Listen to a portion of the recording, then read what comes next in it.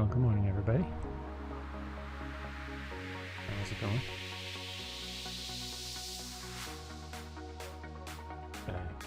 Still working out some things. That changed today. Trying to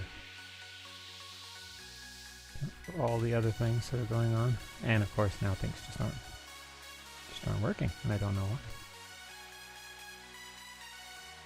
Oh, I know why. Because it's not going to the right thing. There we go.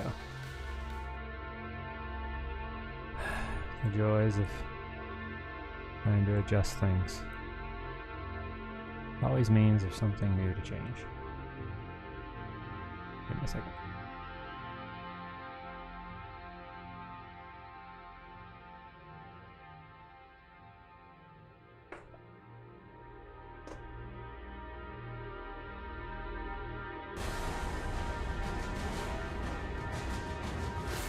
What's happening? Oh, pixel sharks.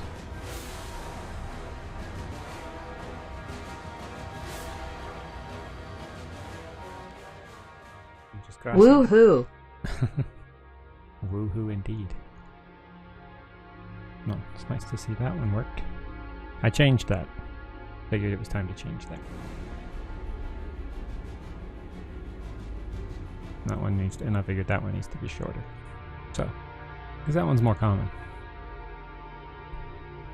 I think I need to slightly adjust that text so it's way shorter. It's way shorter than the actual music. Alright, so really, I really just, I don't get it sometimes.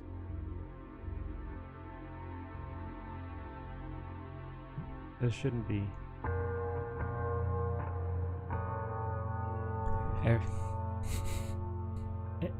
every I just don't, at this point I don't get it. And I've asked in the OBS thing, and they are completely clueless. How do I know? Because they keep focusing on things that aren't the problem.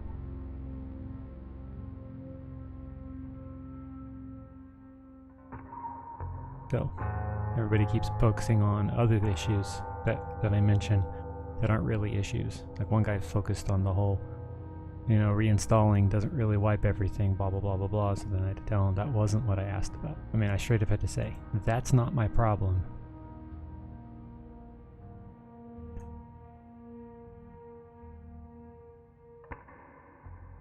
And no, literally no one has even bothered to comment. So I don't know if they even understand that it is a problem. It is an open source. It is an open source community. So there is that. That you have to take into consideration.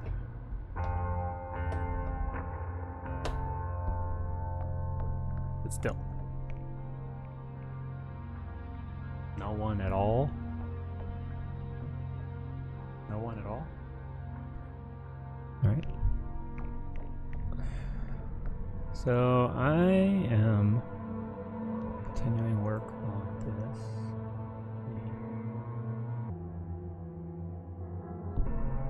Oh, we did 40% today. Yeah. But I think I do need to turn it down. Just a bit. Okay.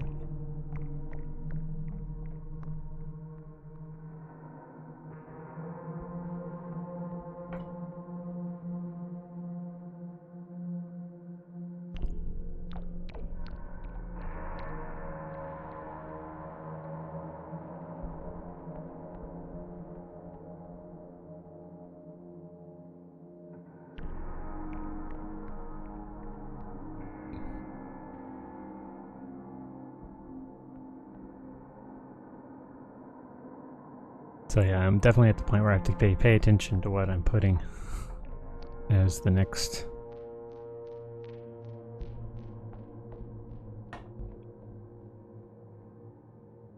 thing in line.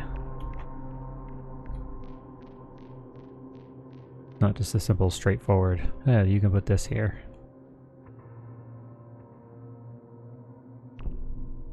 sure why this one is so far up by itself.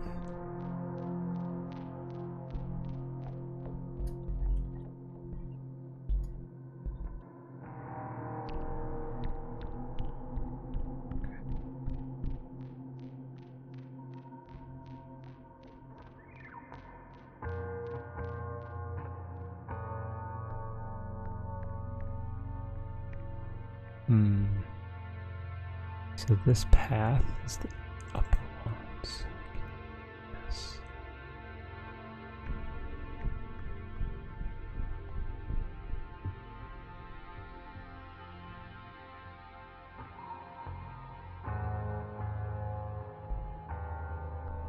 Look at this.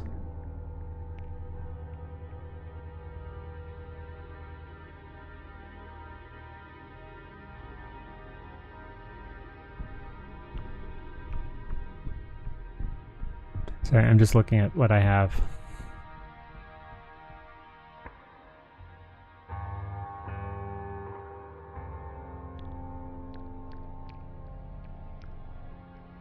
the way I have this broken up, I'm going to have to actually... and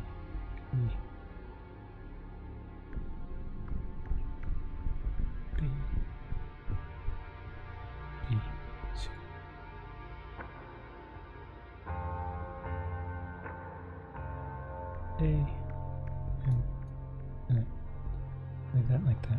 That should, yeah, 'cause it's all but B2B. I'm talking about the scenes, by the way. That should go there.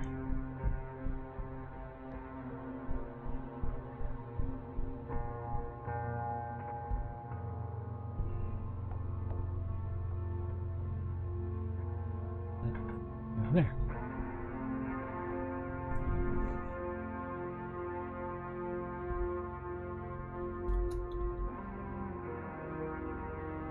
So I actually put into the devs of this thing a request to a feature add so that I can just create a passage right here.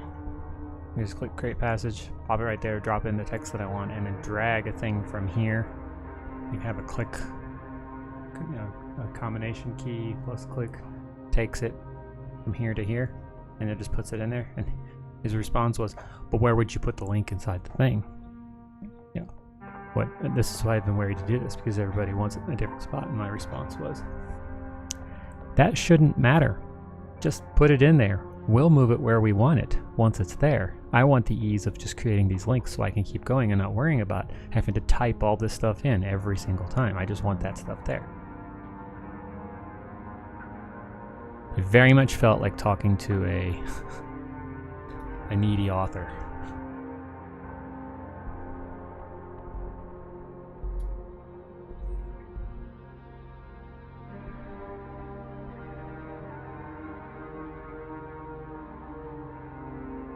Okay, so now go up here and grab this text.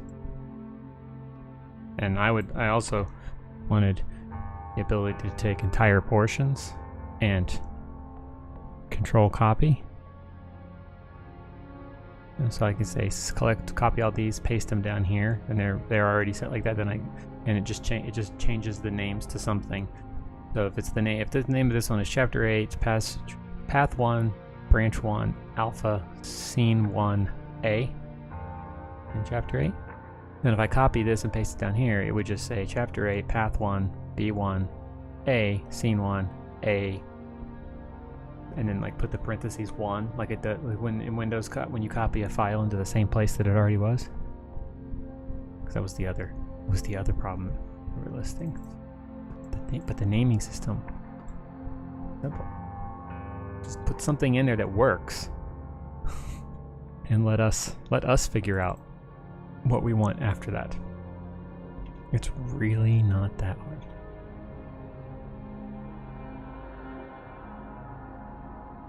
Okay, I'm definitely gonna have to pay attention on this next one right here.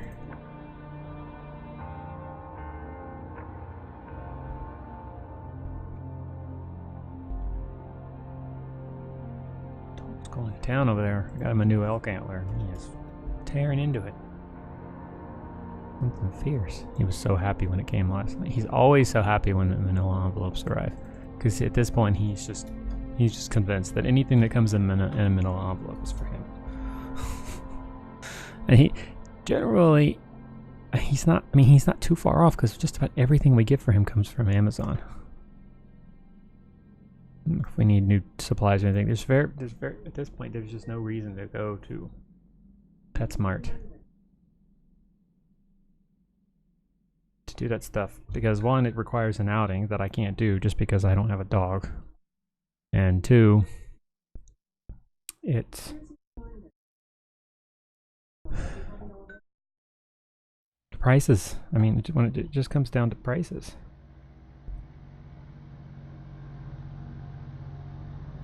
What is this? No, I'll go over here. I don't want it on the screen.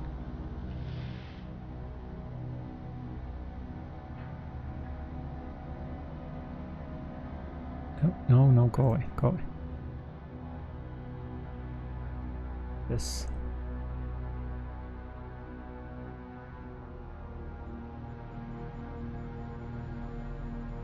This access to this stupid.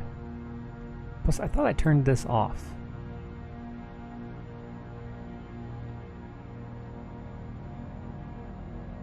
Yes, let me mess around with what I want to mess around with.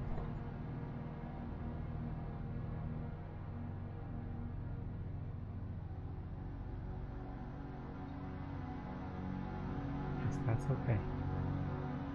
That's okay. Okay.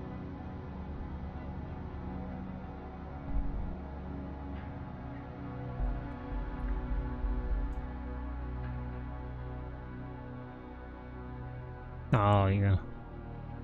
Alright, well, if you want to do that, fine. That's what I'm going to do.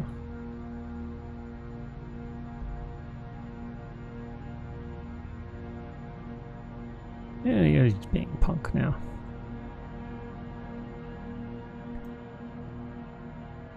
Okay, so we don't need that one now. We need this one.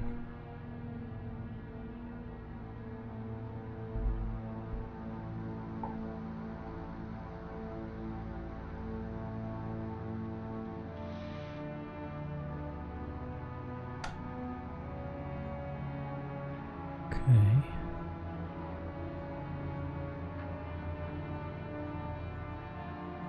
Yeah. And then the paths merge here, so then this is the next place to go. So this one is the same. That one's the same.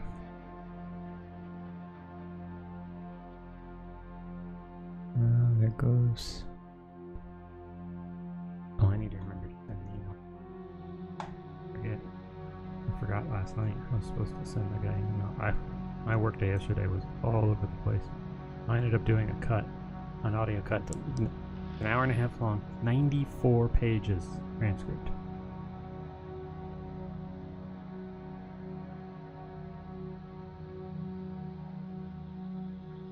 There it is. Sorry guys, my work took all the...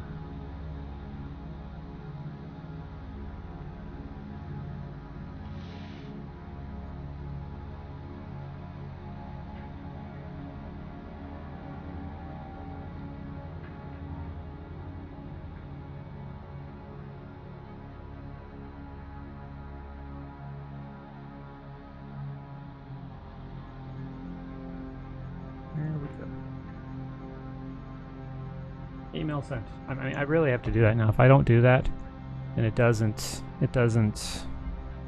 stick. It doesn't. I just don't remember to do these things.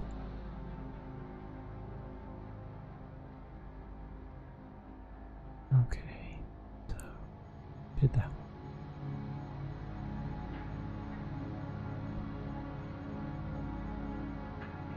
Now, this one. Well, that's where I need to be. B.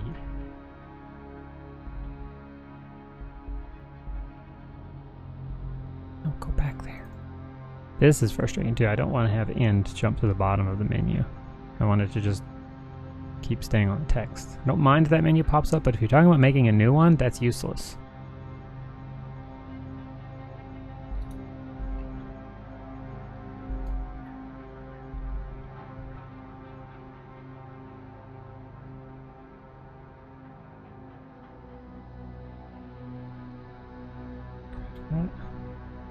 No, no, no, no, no. Wrong one. Wrong one.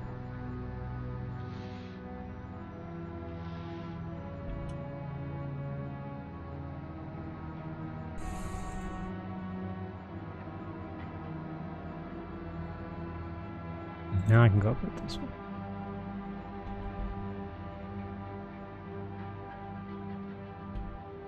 After this, I only have 3 scenes left to post in here to get into this part, and then this section of it, then this part is done.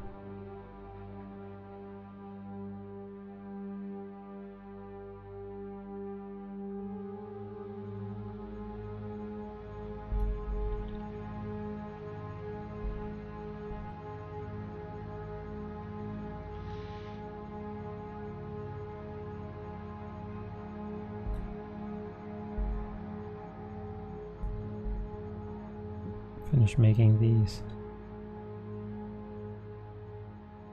And they're done. It's a lot of tedious work.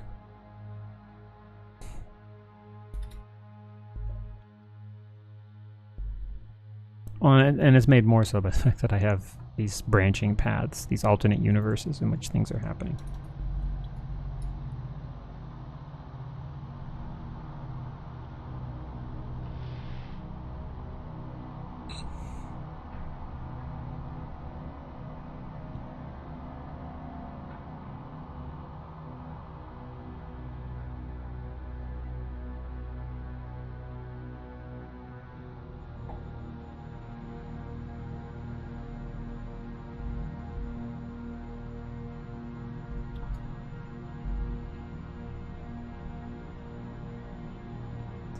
Here.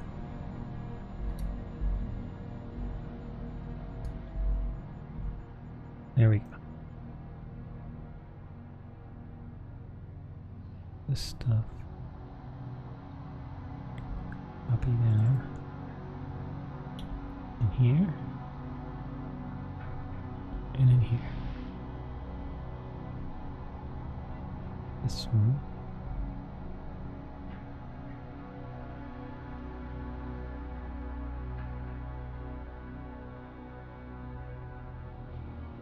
Really? That's not what that's supposed to do.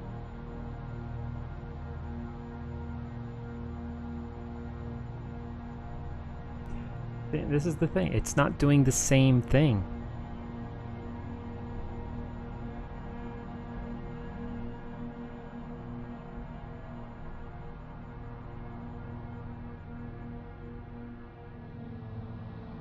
Yeah, they just aren't doing the same thing. I shouldn't have to reset these every single time, but I do. All these hotkeys, I have to reset them every single stream. Or they just don't, they just refuse to work the way they're supposed to. It is beyond frustrating that these things do this, like this.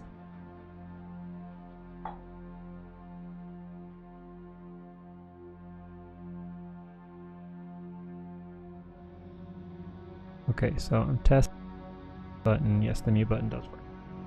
Okay, now, without triggering all the stupid stuff.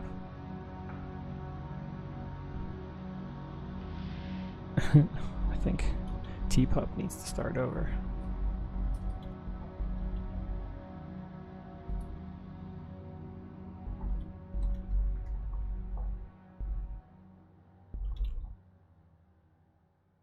I'm not sure if I'm gonna have to do it again.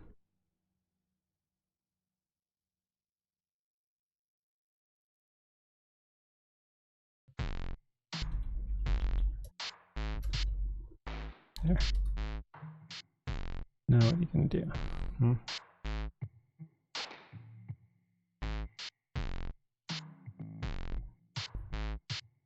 Okay, back to work.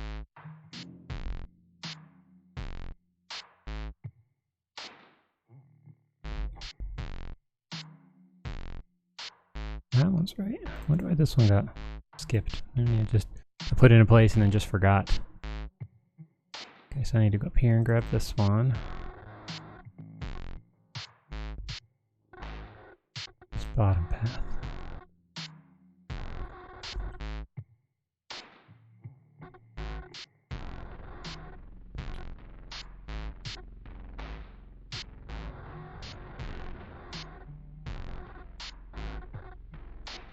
It's funny because I actually know what's playing, and listening to it when it's slowed down like this is very amusing because I know what it's supposed to sound like.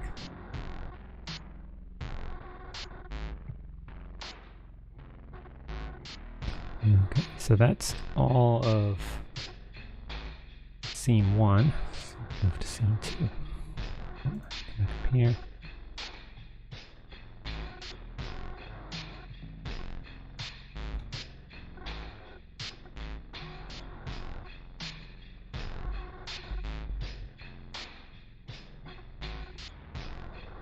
That's 2.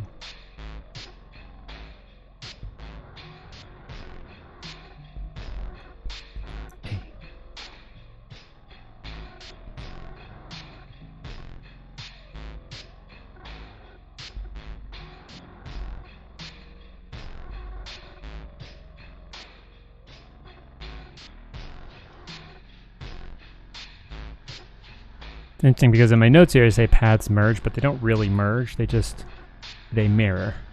Hey Nixie, how's it going? How is your morning treating you? Did you ever make any progress on that writing project?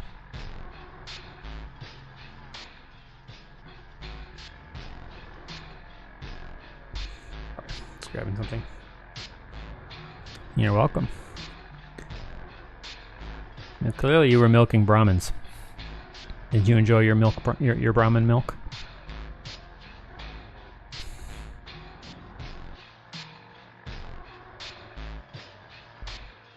Let's put this here. This B. I don't have to worry about the different paths or branches necessarily here because none of these reference her note-taking choice or her choice of taking care of Holgum. Brahmin milk is the best milk. I'm not sure that's true, but we'll let you have it. We'll definitely let you have that one. I'm not going to argue with you. Okay.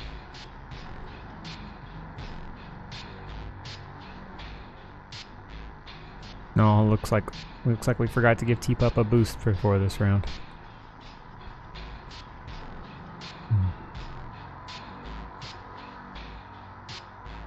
So I'm going. Oh, I didn't finish this.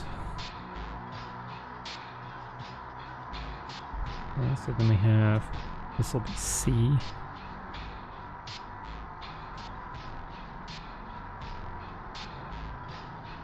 This is gonna get interesting with this. It's almost. Oh, yeah, I may have to create an entirely different branch. 2 branches again. I mean, if you look at this, I've already. I know it's hard to see, but I'm going to zoom it out as best I can. And then I'm going to select all the passages. Maybe a little easier to see. Okay, so now, if you look at that, we have 2 alternate universes here. There's the quote-unquote ideal path, where if I was writing the story and I wasn't giving you the opportunity to choose for yourself, the path that you'd be on would be up here. All the way up here.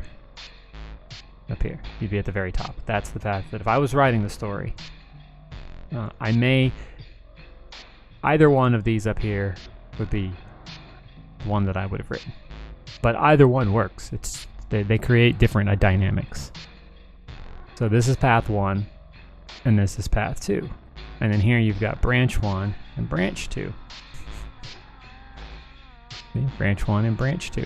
So you've got 4 different branches inside these 2 paths. And then you get these sub-decisions down here that split it even farther. And this becomes A, and this is B.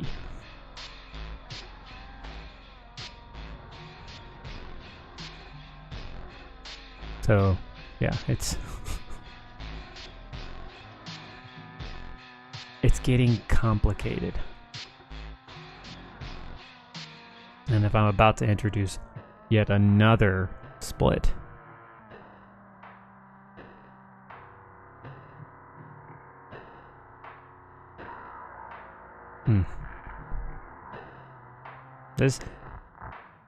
seeing it like this just gives you a really good idea of how convoluted this is. Oh, looks like T-Pup died again. Give her power, people.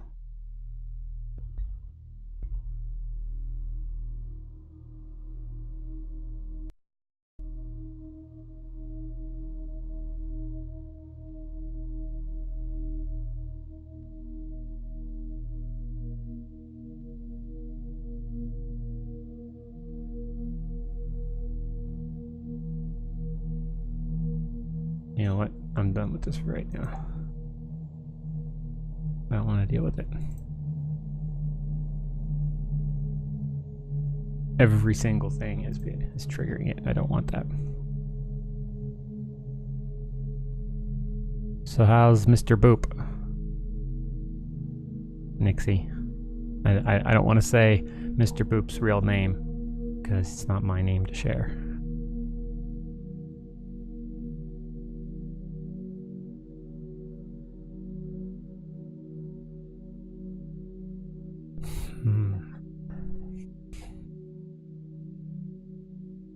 He's good. That's good.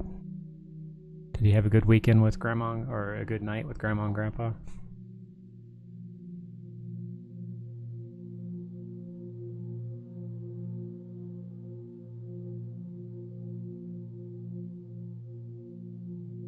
Today was pajama day. Oh, at school? Yeah. Anything to get out into the normal stuff, right? Minecraft.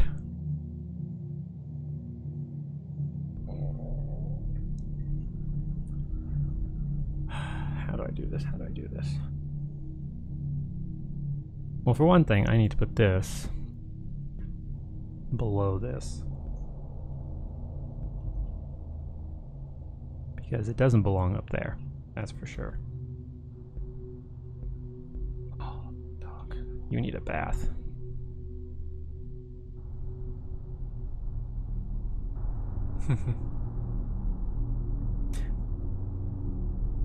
I actually don't know who that is, so I'm glad he has someone that he likes so much.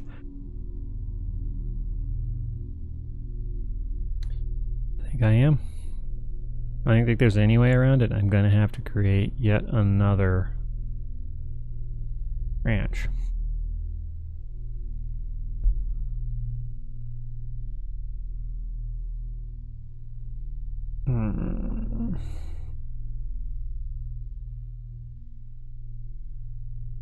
Because this decision goes all the way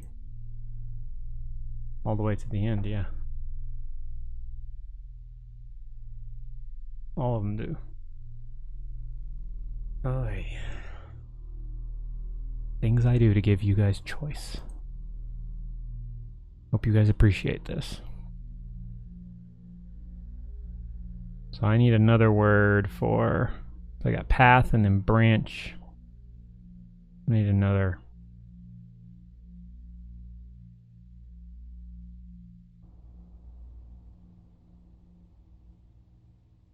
Call it root.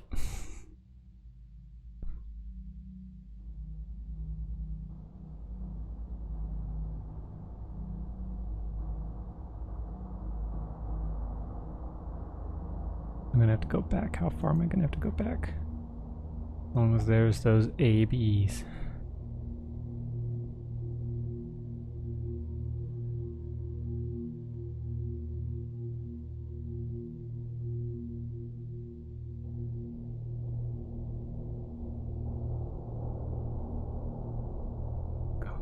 R here.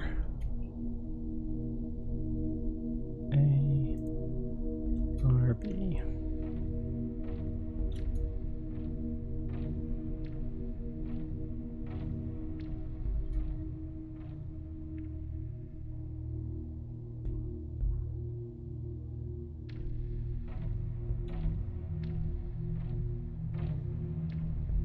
really, this is all just the planning part. I haven't really gotten into the writing part. That's chapter 8. This is chapter 7. Yeah, right here's where I have to split them. Okay, so I need to go into this one.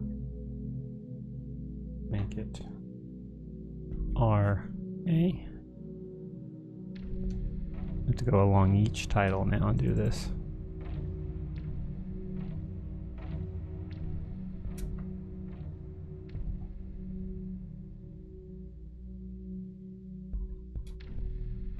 I just need to remember this when I go forward. Don't just do a single thing annotating it. And if you make a line split like that and you use whatever you use to denote which one you're on, just pick a word to go with it.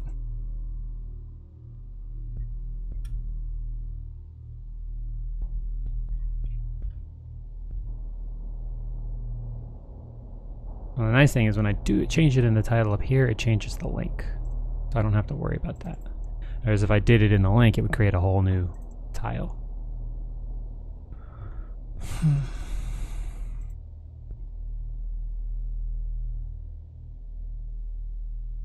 Now the interesting thing about this software is it lends itself to doing an interactive story creation with chat. It can do that. You can go in and do this in such a way that chat can pick what they want the... Excuse me. Just happened.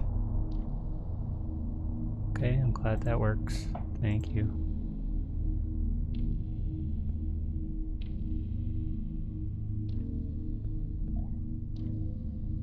That's what I do. Didn't get a chance to save it, that's what happened.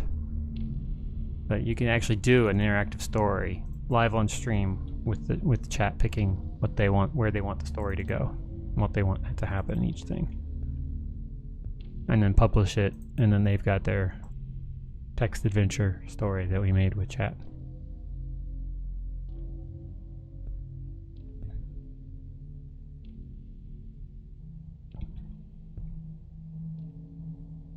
But that would have to be an entirely different stream. Can't call that a writing stream. Nope, nope, nope. Nope.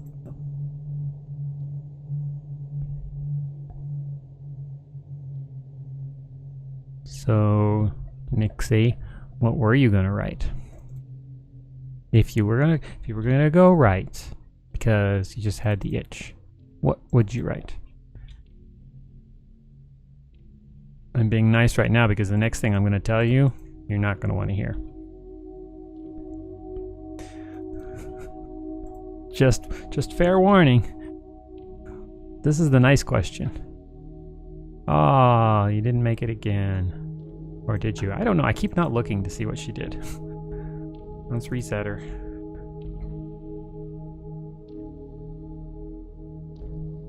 Okay, and I want power. Give me power.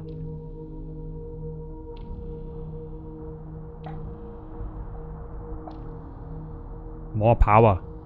We need more power. You need more power. Ah, there you go. See, now you're listening. Oh. I lost my path. What am I doing? That's right.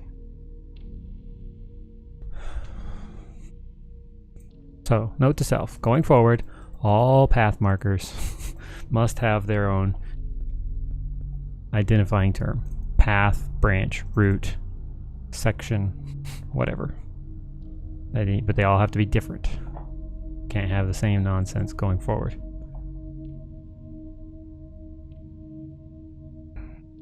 And if I don't do this now, it's one of those things. It's not gonna get done. I'll forget to go back, and then I'll be confused about what I'm doing. Ah, stop it! Stop it! Cooperate! Cooperate! I don't think Nixie wants to hear. Oh, so did you hear my question? I hope it wasn't a bad phone call. Phone calls for me generally all are bad, so welcome back. You did not. My question was, if you had the itch to go write something, what would you write? I don't need a specific story. Like, you can just go genre, type of story. Maybe you just have like a fraction of an idea that you want to experiment with. Maybe you want to write some nonfiction piece. Maybe you want to write a how-to.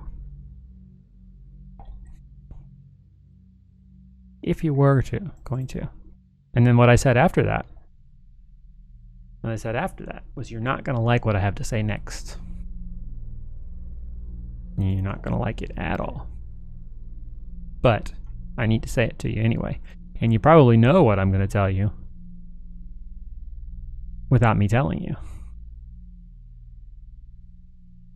Basic, classic. No, the hero's journey. Yeah, the interesting thing about fiction, when you're writing genre fiction, is there are really only so many types of stories you can write. I think they said there's something like 13. There's only 13 original plots. Everything else is just a different variety, a different flavor of that. What makes a story good, what entertaining, whatever, is not just, is the writer a good writer, blah blah blah blah blah. Characters, drama, tension, that all those things make for good writing. It's a good read, but certain books you can pick up and you kind of know what you're gonna get with it. So, Hero's Journey, everyone knows they're gonna have a similar story to what you get with a lot of the Marvel superhero movies and other superhero movies, things like that. The hero's path, the crossing of the threshold, all the the temptations, the fall, and then the rise up to face the big boss in the end. Artemis was dead. Welcome in. What makes it interesting is how authors can take a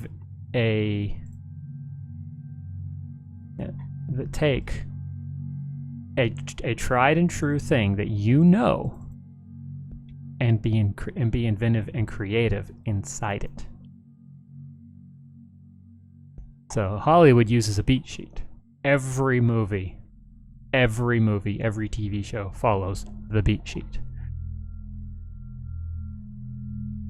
Oh, she needs to start again.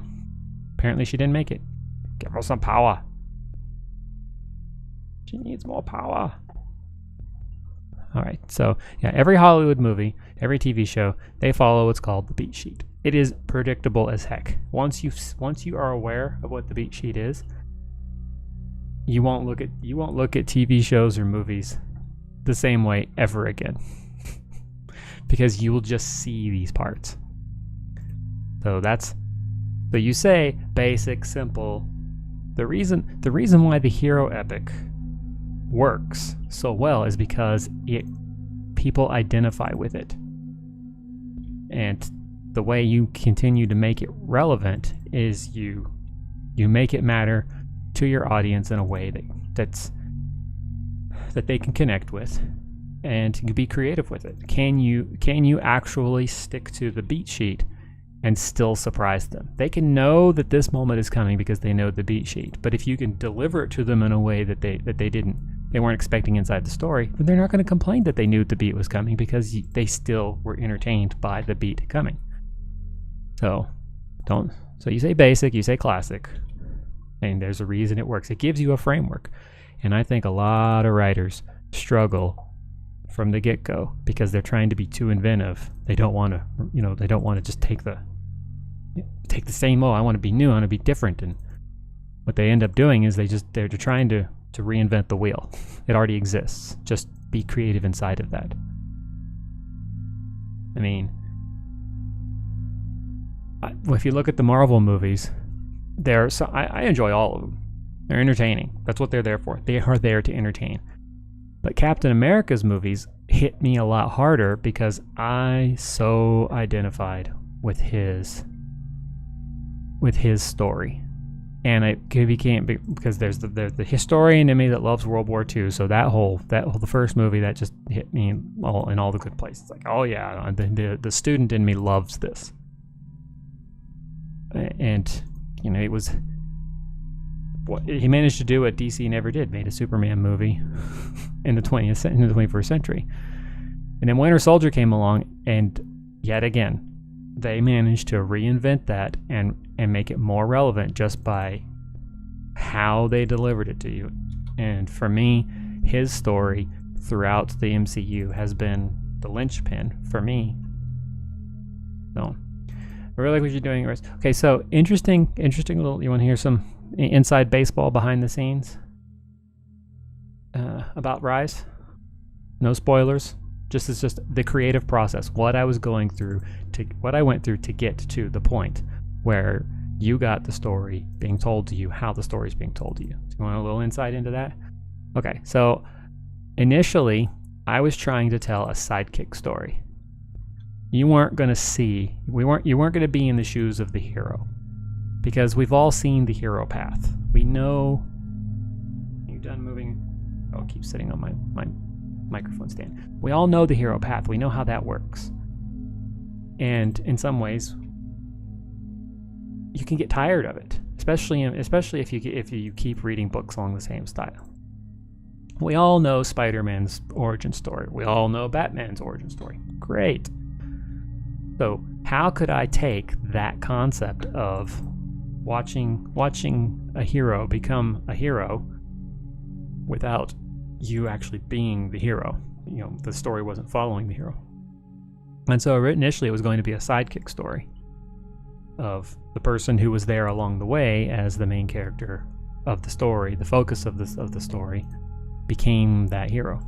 And as I was going through it, I realized this is kind of doing the sidekick character a disservice. The sidekick character is just as important. In fact, in some ways, that character is more important to the overall story than the quote-unquote hero character. And so from there, I had to figure out how am I going to tell you, because it was one of those, I didn't want to go too far into showing you how the hero learned how to do the things that they were doing. I knew I was going to have to show you some. I was going to have to explain to you how the magic in the story worked, how the tech in the story worked, so that you could grasp that. And I found, and my single rule was, if it doesn't occur naturally in the conversation, I'm not going to tell you. Okay, so simple example. We go outside and we know the sun is going to rise in the east and it's going to set in the west, and the sky is blue. We don't, every time we go out in the day, we don't always think about that because it's already there. It's always there. Things like that you just don't think about. You just know that it's going to be there. You know that the grass is going to be wet in the morning or frozen in the morning. You don't think about it because it's always that way. So when I was writing this story, I really had to take a step back and think, these people are not going to know. These people aren't going to think about the things that you would normally think about. Like, you want to know the details of the world, right? But to the people who live in it, they already know all this stuff. They don't need it to be explained. So I had to find ways in the story to seed that stuff in. I mean, I don't know how far into the story you are, but there's a character that's in the story later. It's a role character. It serves a purpose, and that character had to have, through a point of conversation, the characters had to explain to this character the existence of certain pieces of technology and how they worked. And some concepts like gravity and things like that. And the character had no frame of reference for it. It made no sense that this character would have any frame of reference for it. But in order for them to tell the story they were telling, it had to understand these things. Gave me a perfect opportunity to explain how the gravity system works and how certain bits of tech work.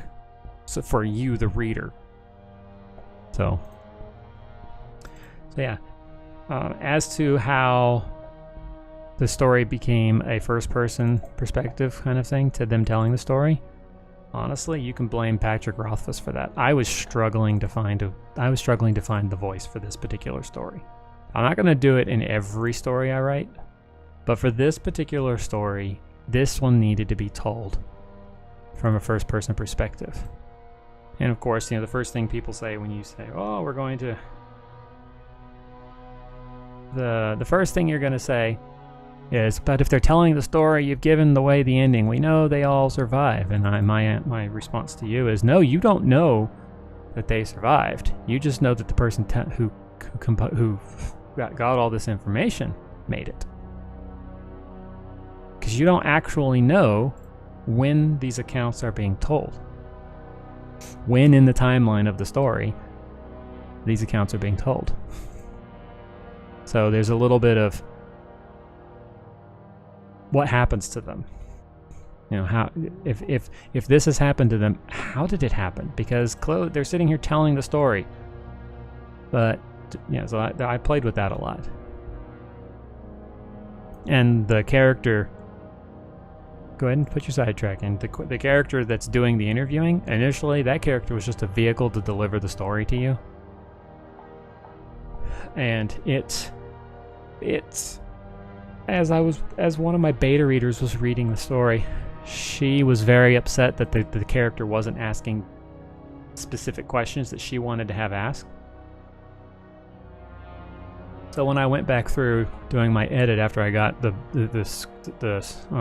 manuscript back from the official editor and the 2 beta readers who gave me the best feedback, I went through and all those points where that beta reader put in notes saying, "What about this? Ask this. Ask this. What about this? What about this?" I actually put those questions in the story. So a lot of the questions that you see in the story come from an actual beta reader who was asking these questions. Saying, "Wait a minute, why wouldn't she ask this? Why wouldn't she ask this?" So all of the moments of interruption where the scribe steps in and asks one of the characters a question, that was that beta reader putting a question. Why ask this? Ask this? Ask this? So okay, so devastating destiny. Do you mean that I've written or that I've read? That's those are 2 different things. Okay, so I managed to split all that. I do need to go through this text though and finish doing that. Nope, go back here. That's really neat that you've read. That's gonna be tough. I'm gonna need to think about that one. Now, are you talking about like it was emotionally devastating for me, or that it was just so well written to be devastating that it happened?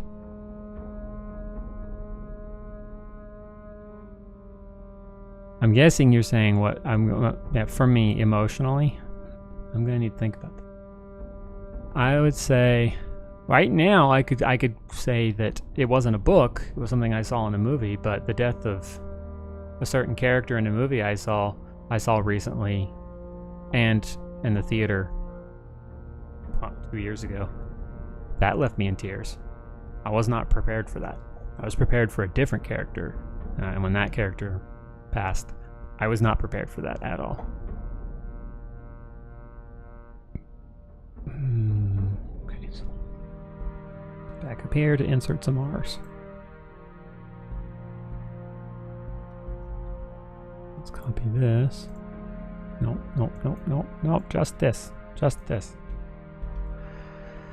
So, yeah, that character, which I discussed a little bit on Monday. I just don't know. You weren't the one who gave me the permission to spoil, so I'm not going to spoil if I don't have to. I have to put R's all over the place in this thing. So I'm not going to spoil that one because I don't know that you've seen it or that you will see it. So I've got to be careful on that one. But in terms of something I've read, yeah, I'm going to have to think about that one. I know the one that the way... Okay, so in this... I know the complete story that I'm telling with the Rise series, Rise, Fall, Shatter, Unite. I know I know what's going. I have it planned all the way through. This hasn't been completed here. So, you know what? I'll come back and do that part later. I want to keep going forward. Keep moving forward. Yep. There are scenes coming in the story that, frankly, whenever I have to be careful now imagining them, but when I initially imagined them pre-2016, because I finished writing Fall, January of 2016. So 9 months before Rise was published, I'd finished the sequel. And then 2016 happened and my life went to crap. I've read the Belgariad. I don't necessarily remember any characters in there passing that were that emotionally involving for me. But I have read the Belgariad. Alright, now when you say the Belgariad, are you talking about just the 5-book Belgariad, or are you talking about the entire 13-book series, Belgariad, Malorian, Belgarath, Polgara, and the Riven Codex? Because that's a different question entirely. Alright, so well, from here going forward, I can do this.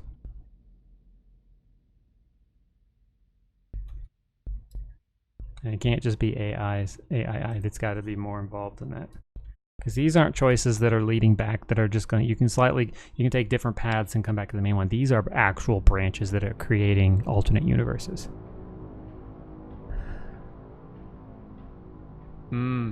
Yeah, I do remember that.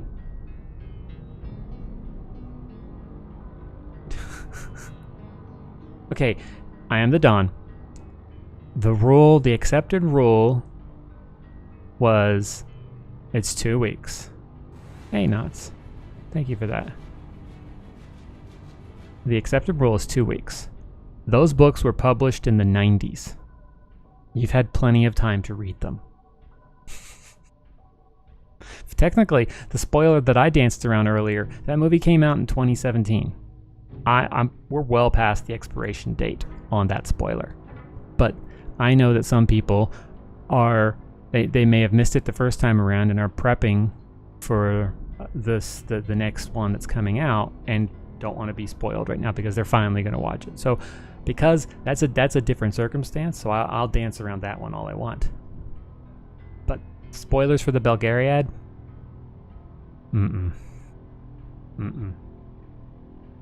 Sorry, I'm not going along with you on that one. So let's go into this. Let's create a link. And let's go up here and grab this. Actually, no, let's do, yeah, I gotta do this one, sorry. Scene 2, so let's do that. Scene 2A.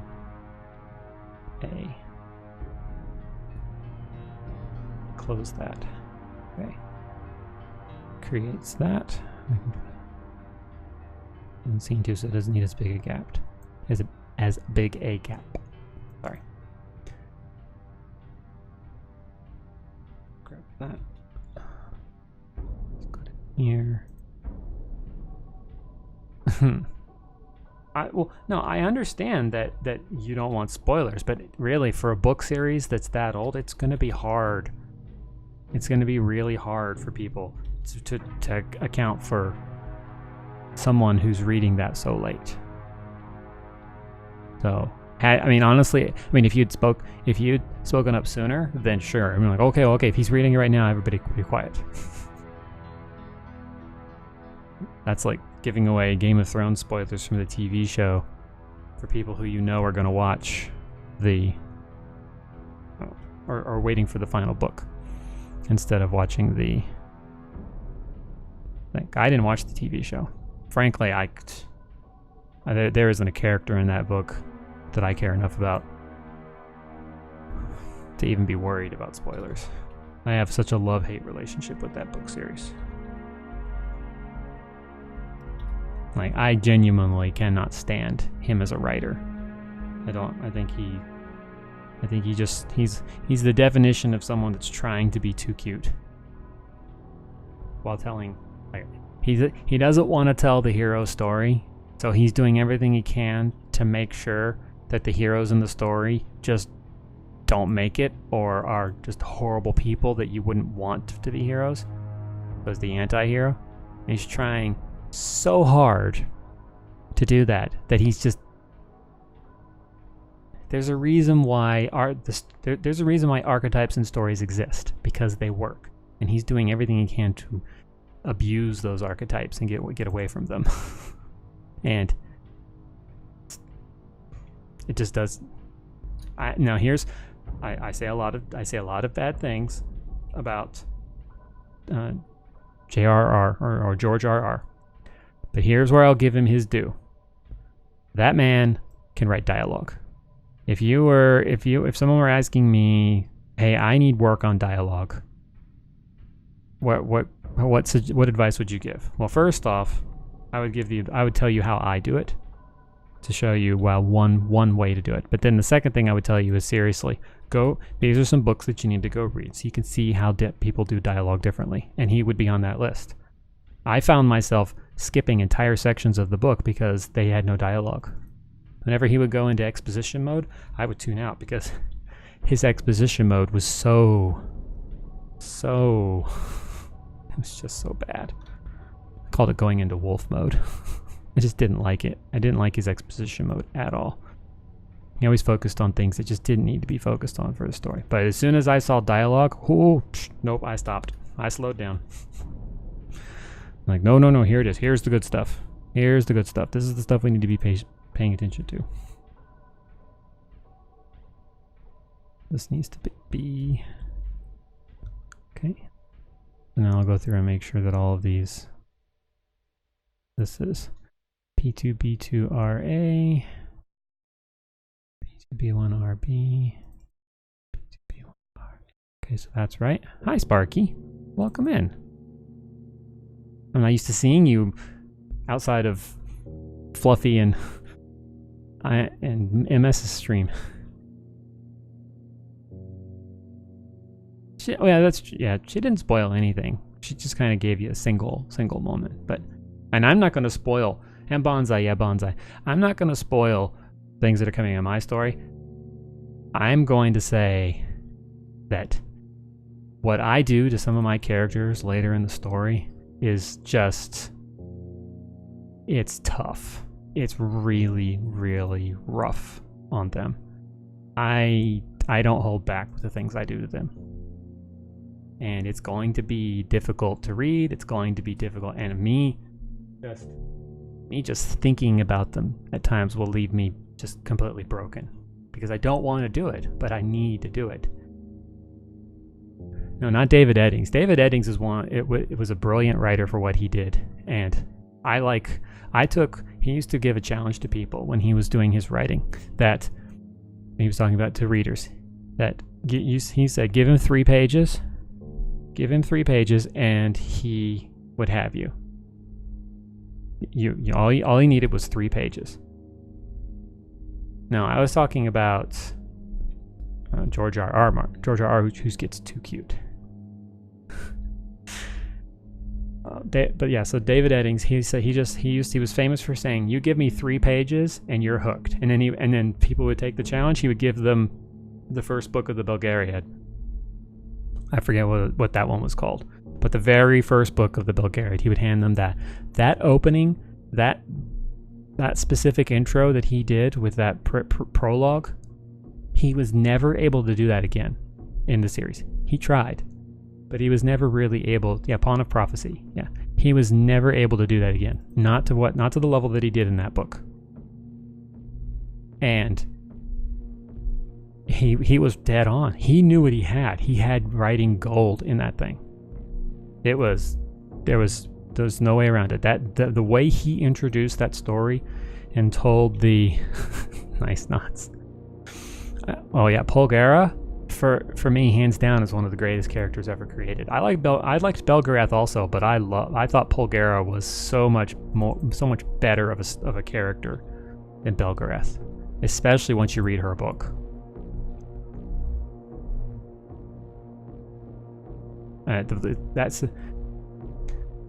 He was trying. No, I will give that. his magic system was flawed because he was trying to keep it simple. He just wanted it to be simple so you didn't have to think too hard about it. He didn't want you to spend too much time thinking about how his magic system worked because he wanted you to be focusing more on the story and the characters. And too often, particularly in fantasy series, writers just tend to get so caught up in their magic system and how it works and stuff that they don't. They sacrifice in other places. And I think George R.R. Martin's one of his flaws was that he's not trying to write the hero story, but he's writing the hero story. He's not trying to write a story with archetypes, but he's writing a story with archetypes. He's just trying to reinvent them, and it's not working. His dialogue is great, and some of his battle sequences very well written. And so in terms of character development, he's made some really good characters, and that's what really draws people to it. When it comes down to it, people are going to that series for the characters. But this whole dancing around magic was just because there's clearly magic. Are you talking about George R. R. Martin? I don't disagree that he's a great writer. But he doesn't. Here, I'll get his actual words. These are the words that, for me, sum up George R. R. Martin. Yes, but you can't have something like that in the story and not at least deal with it.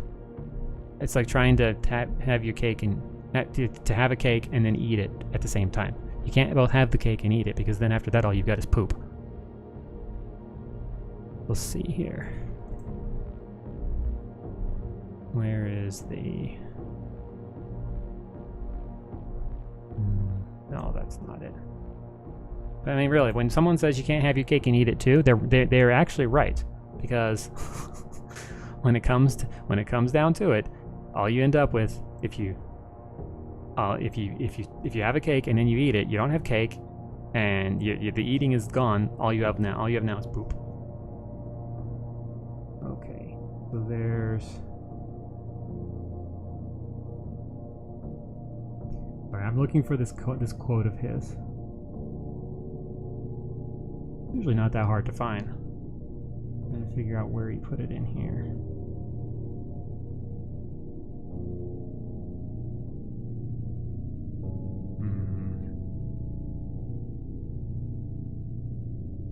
Maybe it was under the book series.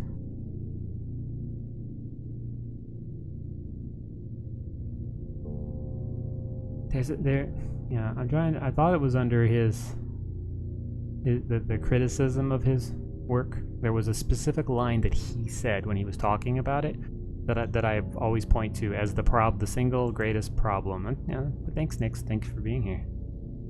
Exactly. If you don't eat it, it's just gonna rot. And what do you have? Nothing. But undigested cake. Where is it? And he was talking specifically about the way he wrote adult scenes, which, frankly, in my opinion, are some of they. You want to talk about contributing to the abuse of a certain group of people? This will do it. The way he writes those scenes, they are nothing but abusive problems. Hey, if she didn't have to spend all that time talking to her boss, then hey, that's good for her, right?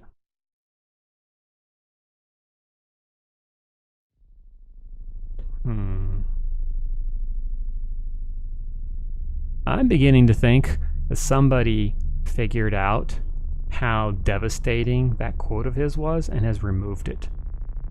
Because I'm not seeing there used to be an entire section on his thing about how certain scenes were written, and I'm not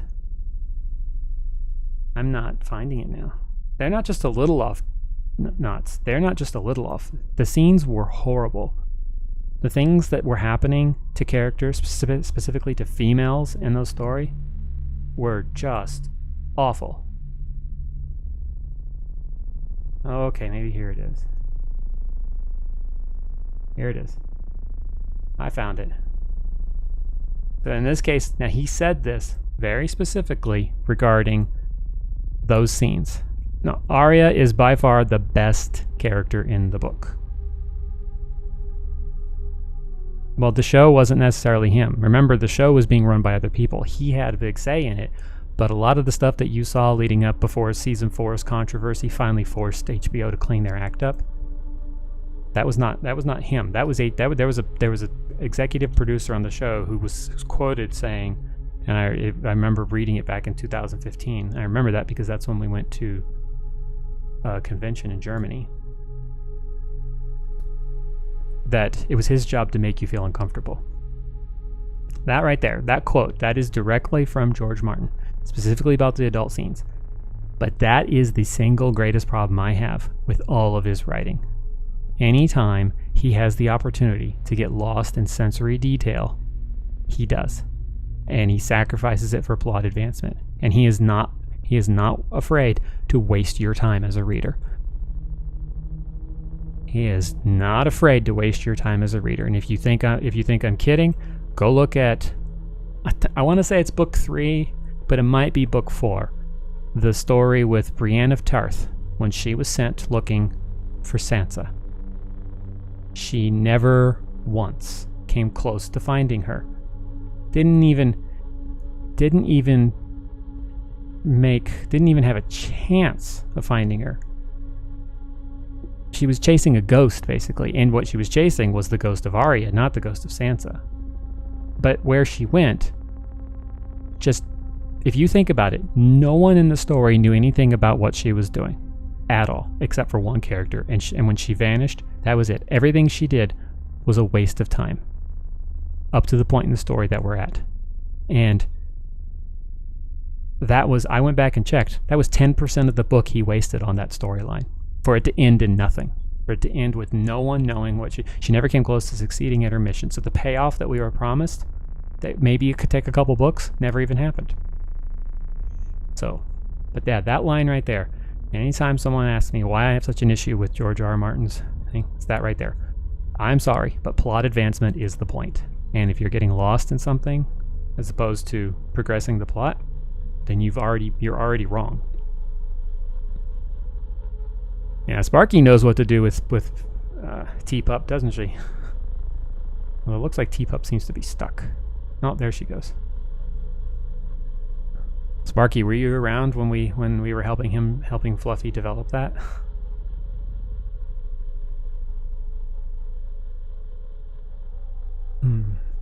Yeah, it was so much fun helping him develop that on stream. Alright, so in here, now I'm going to have to create a whole nother split. Alright. So I'm going to need to put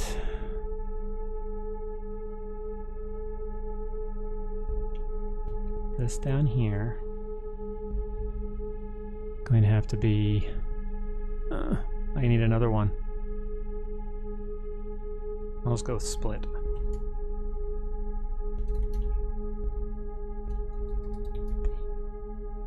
That's what we'll do. Alright, so I don't have a choice. I have to. He's great. I love hanging out in his streams. He can be so dang distracting sometimes, but hey, what are you gonna do? But the stuff that he makes, it's why it's so frustrating to me that I am constantly fighting with the hotkeys in OBS, because outside of that one issue, I love Stream Puppy, but it's not Stream Puppy's fault. It's OBS's fault. How do I know this? Because it's the only program that has that problem. Of all the programs I have that use hotkeys, that's the only one having that issue. Alright, people, I need to move this out a little. So yeah, to answer your question way back, Nixie, I was not talking about David Eddings being the one that was being too cute. That was definitely George R.R. And I understand kind of what he was trying to do with the magic. You know, he was basically trying to play on what the original RR did with, you knew there was magic in the world, but it wasn't right there, smack in front of you kind of thing. But even he gave you some context for it. There was very specific context for it. And it wasn't hidden. It was up front. You knew it was going to be there. There was no hiding that it was going to be there. No pretending that it wasn't there, that it didn't exist in the world. I mean, from the beginning, Gandalf and Saruman and the creatures from the past, they were all taking part and doing magic, and you could see it, and you could see how it worked. It was using words and talismans and things like that. So you had a context for it, and you saw how it was being used to make creatures. You don't get that in Song of Ice and Fire, because you're just supposed to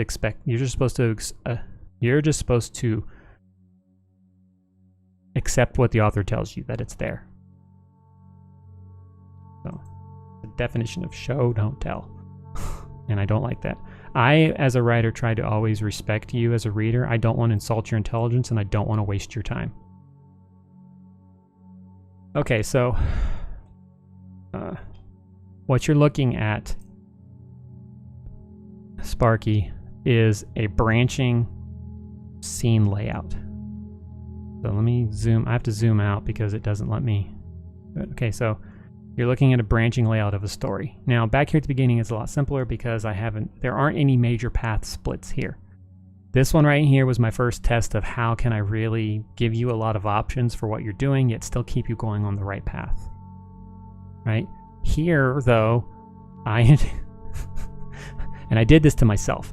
And it's my own fault. I gave the character a simple choice. It was a really simple choice of how to do something. And that simple choice... thank you for the lurk knots. I'm actually going to be ending the stream here momentarily because I got to get ready for Extra Life. That simple choice, as you can see, created two different realities. This is an alternate reality world. It's almost identical except for one thing. And then here again, if you lived in this reality, you get to here's a choice, and that creates a second reality. Where you made a choice here, and then again right here. It's this. Now, the thing about these three paths right here, both on the bottom and on the top, these three paths, the way for this choice right here, eventually will reconnect to each other. But only inside this larger path.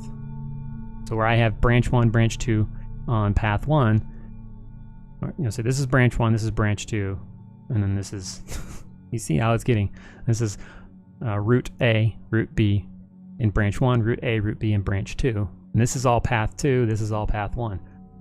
Path 1 and path 2 will never join each other.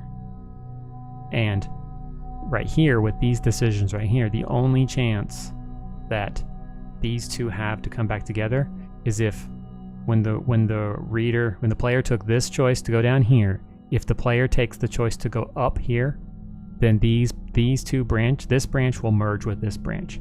But if the player chooses to go down here, then they will forever stay on branch 2. They will never merge with branch 1. So branch 1 and branch 2 can join. And this root A, root B, they will merge also. So you'll see basically branch 1, and where I have, if I go in here, right here. Yes, I'm working it in a way that you can go, but here's the thing. These paths don't dead end.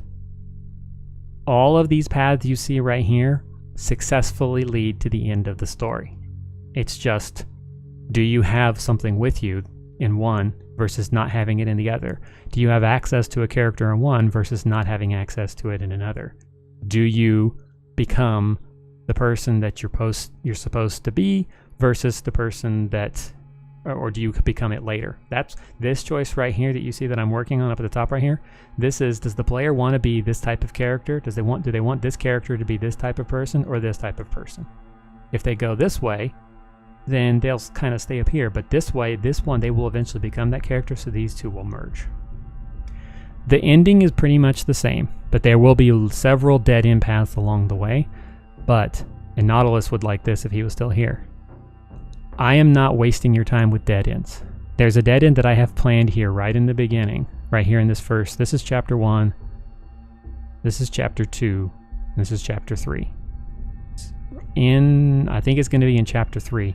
there is a branch point where you can split off, and it will dead end, but it will reveal something to you, an object, that otherwise you wouldn't have an opportunity to get until farther down. But because you know it's there, you'll know to go get it. And if you don't get it, there will be another opportunity way back, way off in the story where it will be presented to you again. So the option to have it. And that's when the choice matters. Do you have the object with you when you get to the end, or have you refused to bring it or given it away? And that object will play a role in how you experience the end. Will you be able to have an access to a choice that you wouldn't have otherwise? Oh, my bot's sub-ended. So, but I'm not going to waste your time with dead ends. If you dead end, there's a choice that she will make, that she can make in, I think it's right here. It's either this one right here or this one right here. That if she chooses if she chooses a different choice, it's a dead end. The character will die because she's going to be trapped. Where if she goes with the other one, she won't be. But I'm going to find a way to make that dead end matter.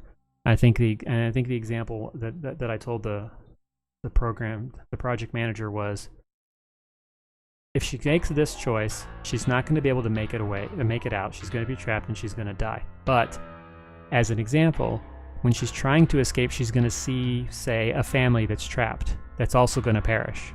So they all perish. Player goes back, gets to that choice, makes the other choice, gets away, but now knows that the family is there and can go save them.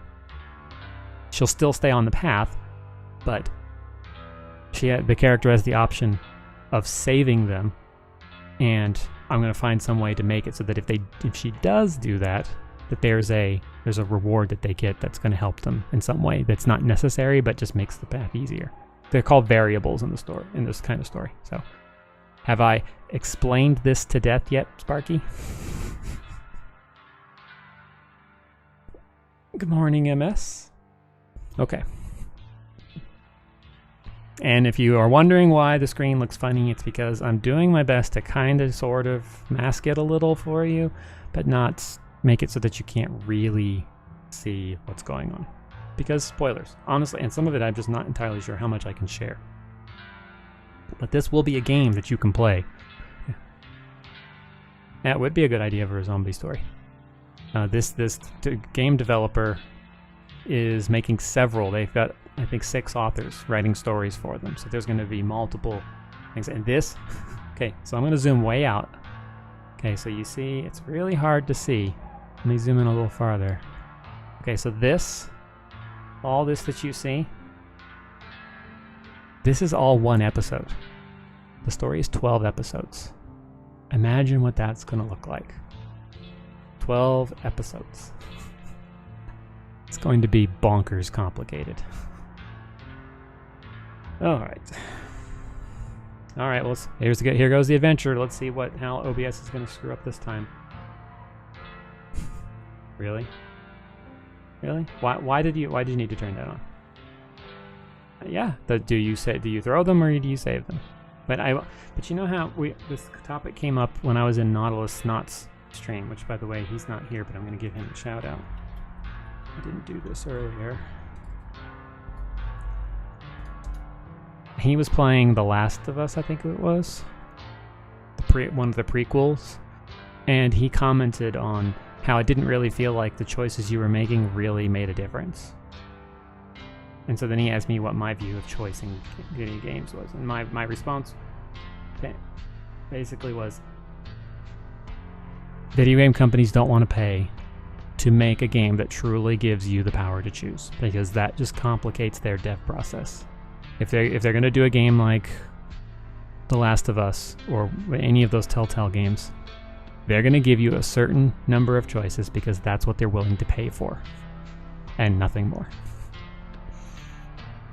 So, but in a choose your own adventure story that's heavy on reading with graphics, where you'll have graphics, but it's going to be kind of like you scroll until you get to a choice. You have a lot more freedom to give the player more time, more options to choose, and let them go down different paths, because I mean, all that's going to be behind it, all that's going to happen is the background may change, or the pathing might change. The hard part's on me. So, yeah, thanks. Get these things cooperating by 12 o'clock. Yep, and it's this very similar concept. But here, let me show you. Let me go here. Okay, so no, let's zoom in. Sorry, my zoom is way out. Okay, so here. Now you can see it. Let me go back to the writing one. Game is on also, I'm not really sure.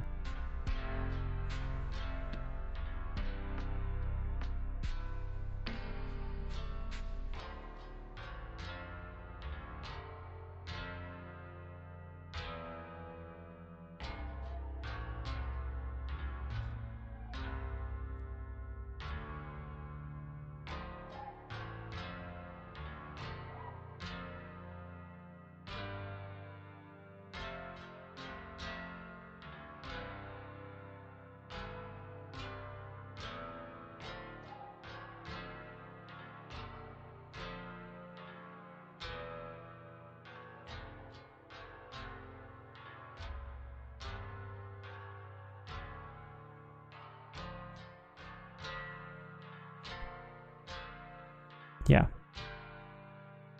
This is exactly what I'm talking about. Not Streampuppy, OBS unmaps everything. I fixed the mic button. 45 minutes ago.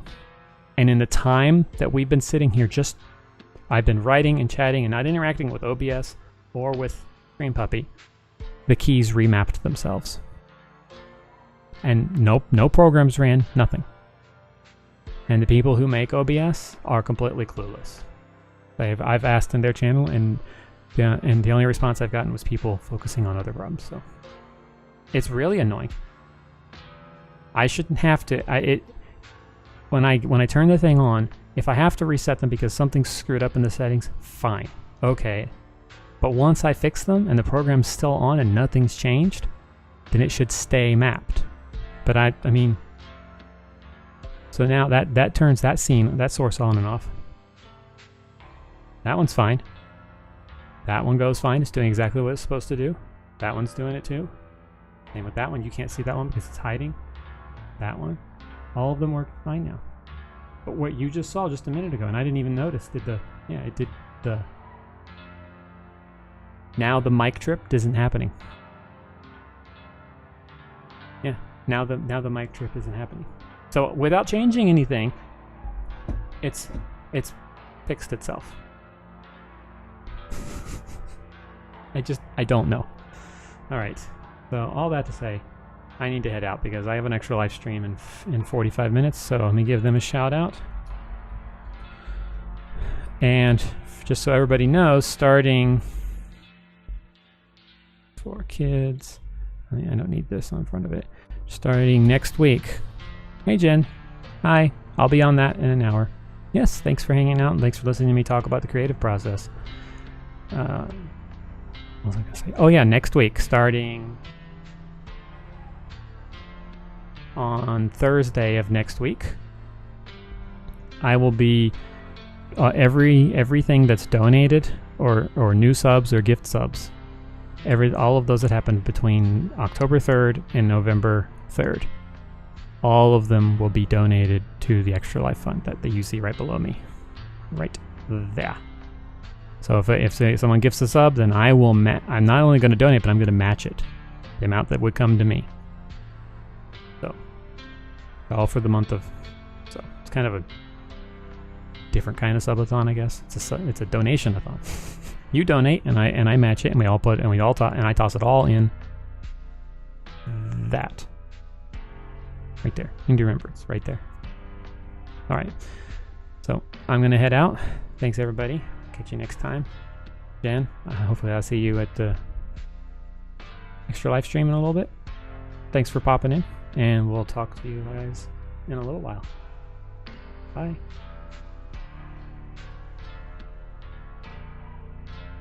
Remember what I just said about all the things fixing themselves? Now when I tap that button, 3 other sources come on and the mic mutes automatically.